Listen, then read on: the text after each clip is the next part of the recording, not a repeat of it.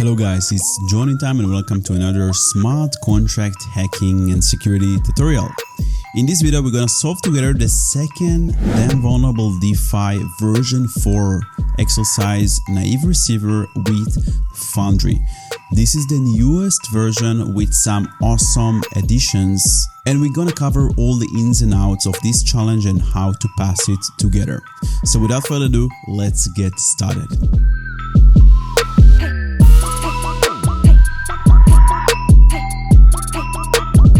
By the way, this video is part of a huge playlist of tutorials and video walkthroughs of Damn Vulnerable DeFi version 4, the new solution with the new changes with Foundry instead of Harded. So definitely stick around, subscribe to the channel, follow the playlist, and like this video for more awesome Web3 security content. This is the NaiveReceiver challenge, the second challenge, and there is a pool with 1000 ETH in balance offering flash loans. It has a fixed fee of 1 wrapped ETH. The pool supports meta transactions by integrating with a permissionless forwarder contract.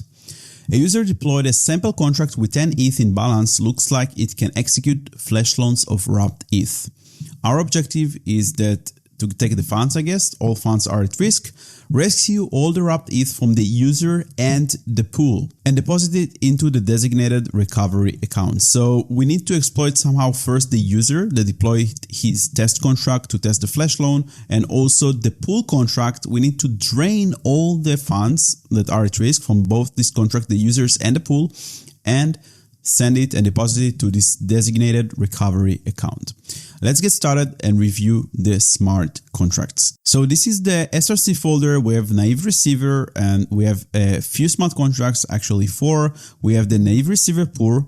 We have the FlashLoanReceiver. These are the 2 contracts, the pool and the user, that were mentioned in the README. And we have 2 other contracts, multi-call, which essentially just allows to do multiple calls based on the call data. So this just if you want to do multiple calls in one transaction.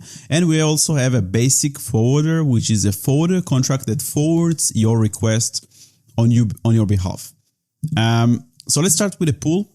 The pool imports some OpenZeppelin contracts and Soulmate wrapped ETH, and it also inherits from Multicall and IRC Flash Loan lender interface. So it implements this specific IRC interface. Very common standard that is being used in DeFi projects, and this multicall, which means that this function over here, this external multicall function, is available to be called on this NaiveReceiverPool contract. It has some constants like the fee, like the callback success. So it issues a callback to the flash loan receiver and it expects this hash to be returned.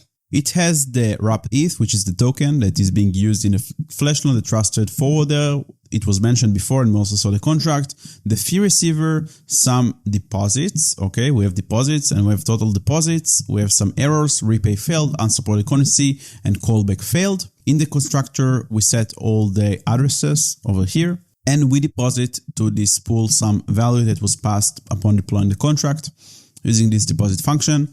We have some functions like max flash loan fee, and so on. But this is the most interesting function, the flash loan function, which receives the receiver, the token, the amount, and the data. It makes sure the token is wrapped ETH, and then it transfers directly this wrapped ETH to the receiver and reduces this amount from the total deposits from the state. Then it tries to do this callback on flash loan on the receiver and passes all this data, message sender, the token, the amount, the fee, and the data, and make sure it got a return value of this callback success hash, or if it didn't get it, it reverses the transaction with a callback failed error.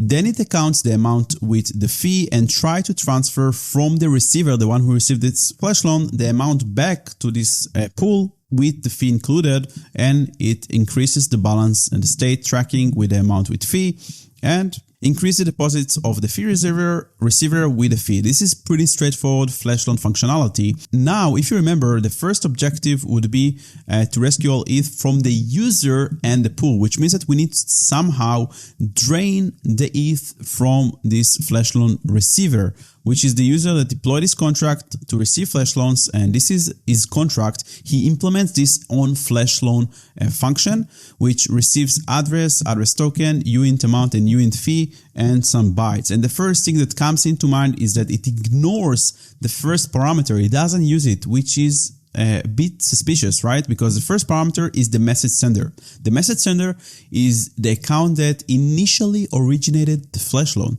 So if it ignores it, it doesn't have a context and it doesn't know who requested this flash loan, which lets me to think that maybe anyone can request flash loans on his behalf. Anyone can just request a flash loan. Mention here in this contract in the pool that the receiver is this flash loan receiver contract, and then it requests a flash loan from him. And the problem is that he has to pay the fee, right? So this function, what it does, it has some assembly code for gas saving. It makes sure the token is wrapped ETH or reverse. Okay. It checks the amount to repay, which is the amount plus the fee, and execute some kind of action that doesn't do anything. But the important thing that it does, it approves the pool to spend this amount, which is the amount of the flash loan plus the fee, and returns the right hash. So all we have to do is just request a flash loan on this account, on behalf of this account, and then we are just going to drain the ETH with the fee, right? And if he has 10 ETH in balance and flash loan costs 1 ETH, we just need to call this function, this flash loan function 10 times on his behalf in order to drain all its balance from its flash loan contract receiver account to the pool. And this balance will be sent to the pool as fees. So let's add here an audit issue on top of this function.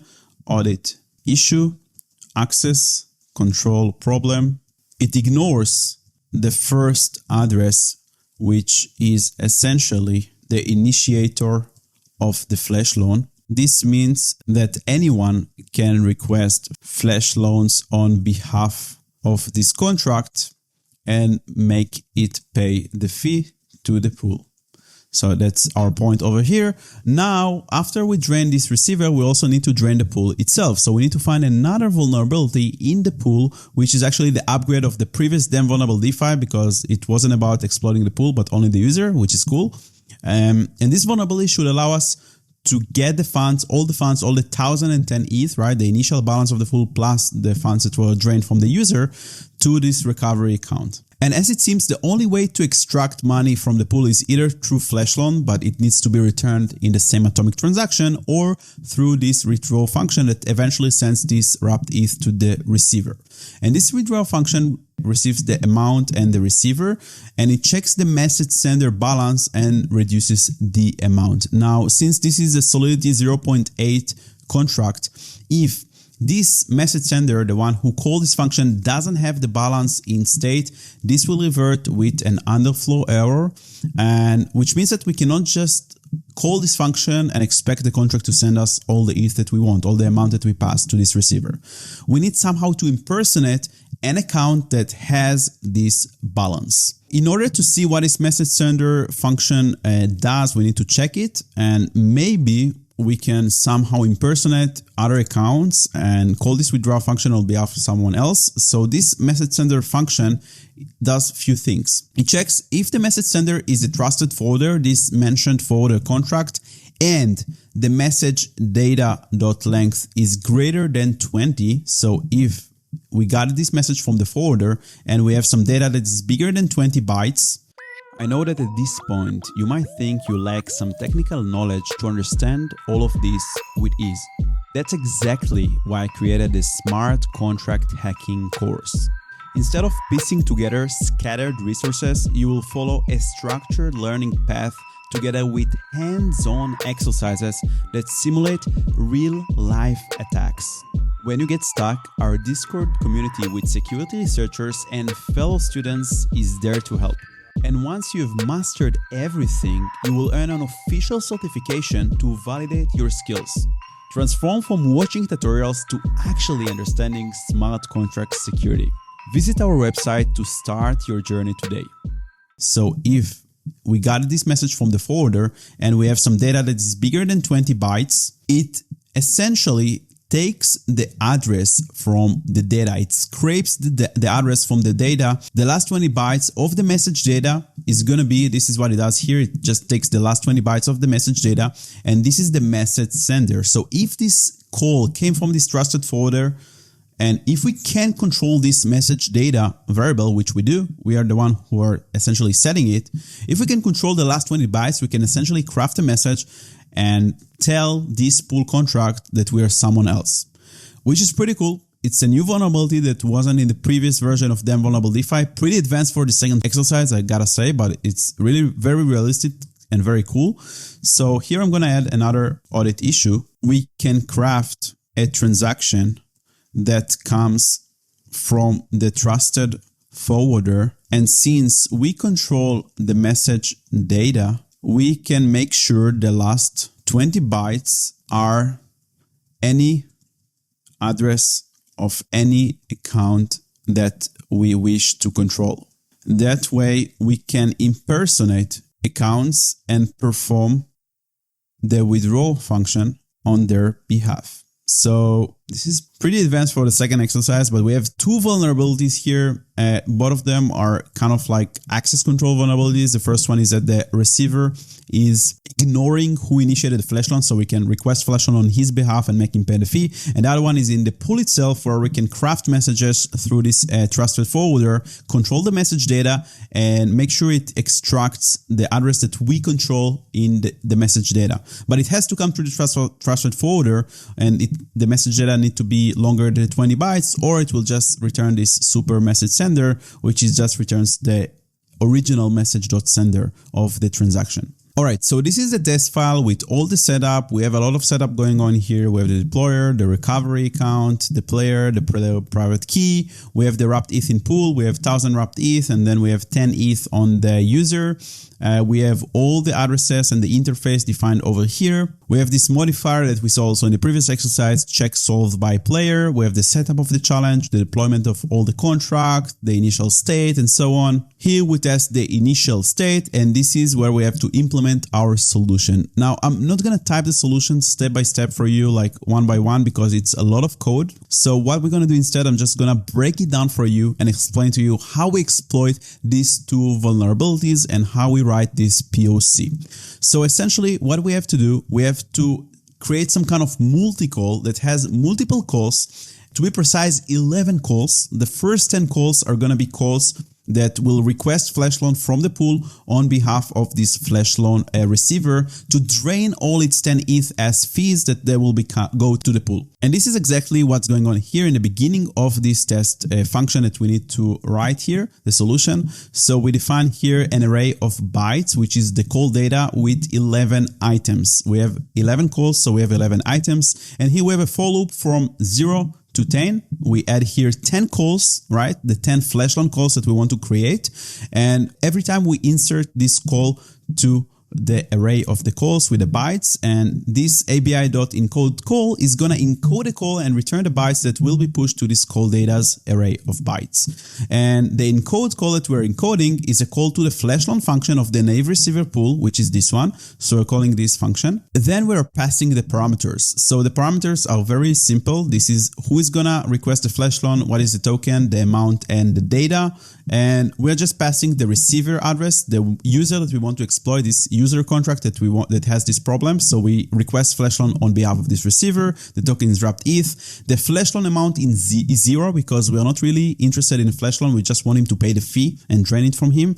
And the data is 0. So that's supposed to be it. These are the first 10 calls that we are pushing here to this array. Now, this is a bit more tricky because the 11 call should be the withdraw call, that we are withdrawing the call on behalf of the deployer. Because if you remember in the beginning, in the constructor function, the deployer sent some message value, and then the balances array includes all this deployer balance. So if we also go to the setup function over here, we can see that the deployer deploys this pool with this wrapped ETH in pool, which means that the deployer balance is going to have this 1000 ETH in balance. And we want to steal it, right? We want to take it to this recovery account. So going back to our exploit code, we're preparing the 10th on the array, the 11th call actually, and we use this encode packed function and encode call. And now we're calling this withdraw function. This function that we saw over here on the pool, this one withdraw, and we want to impersonate the deployer account. So we pass this amount and receiver parameters over here. The amount is wrapped ETH in pool plus wrapped ETH in the receiver, which is 1010 ETH. And the receiver that should receive this ETH after the withdraw function is this recovery account that eventually at the end, we check that this recovery account has all the balance, right? We want to make sure that the recovery account has this 1010 ETH balance. Now, the reason that we can pass all the balance and not only 1000 ETH is because the fee receiver is also the deployer. So once we drain the fee from the user and it goes to the pool, it goes to the deployer. So it's the same account. And this is the tricky part over here, right? We are creating a special call where we push here at the end of this call this address of the deployer. So the last bytes of this call data is going to be the address of the deployer, and we're going to pass all these calls through this trusted forwarder. And once it gets to the pool, it goes through this message sender function that is going to go to this if statement, because it comes to the trusted forwarder, and it's going to extract the message sender from our data that we pushed right here of the deployer, which is the beauty of this exploit. And then here we will have the deployer address, which has its balance in the state, so it will successfully send all this ETH to this recovery account. The next step is to take this call data and encode it together with this pool.multicall function. So this is the final call data that we're going to send and sign a transaction with, which is just simply calling this multicall function with this data. This is exactly what we did over here. We just encoded this final call. We wrapped everything together through this multicall function. This is how we're able to forward a lot of calls together to the pool. Then we create a request with the basic forwarder because we want to make sure that this calls to the pool comes through the basic forwarder, so we can enter this exact if statement and parse the message sender from our malformed data. So the request comes from the player, the address is to the pool. This parameter, let's see what it is.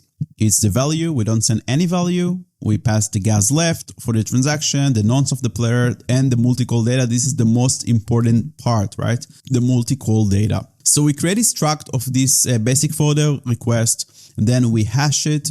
You can see an example, I think, in the test how to do it. Now, once we have the request hash, everything is packed together with all the hash data. All we do is just to sign this request with the private key of the player and the request hash that we created. And this is essentially our signature. So we have the signature prepared with all this data that we malcrafted very specifically with the V, R, and S. We have the final signature, which is just a bunch of bytes. And then we can just send the request, which is the struct over here that we defined, that includes all the call data, right? All the 11 call data with the signature, and the forwarder is supposed to execute it and pass all these calls and execute them one by one. So this is actually a quite complex POC for the second exercise, and I was pretty surprised when I revisited Damn Vulnerable DeFi because the previous versions were way easier, but I guess this is a good thing. We are leveling up, and that's it. That's the exploit. So to recap, we have the call data array. The first 10 calls are flash loans on behalf of this vulnerable user. The 11th call is the special withdraw call with the impersonation of the deployer to get all the funds from the pool out. Then we encode this to a multi-call data, and this is essentially, we're going to use this multi-call function that is available in the pool contract because it inherits this multi-call contract. Then we create a request to the forwarder. So this is based on this basic forwarder contract. We have the request struct. We can look at the struct and just build it. And of course, we have the multi-call data, which is the most important part that we assembled. And we hash this request, we sign it with our signature and just forward it to the forwarder. Eventually, it will execute all the calls one after another. And eventually, this state is supposed to be true, which means that the pool has zero balance, the receiver has zero balance, and that we in the recovery account has both the wrapped ETH in the pool and the receiver, which is 1010 ETH. So let's head over to the terminal and run the test. So this is going to be a NaiveReceiver. And we did it, all the tests passed, which means that we were able to pass the challenge. If you enjoyed this video tutorial and the walkthrough, check out the playlist with all the solutions for the newest Damn Vulnerable DeFi version for CTF. Like the video so the algorithm will recommend you more awesome Web3 security content, and subscribe to the channel. Thank you so much, and I will see you in the next tutorial. Bye bye.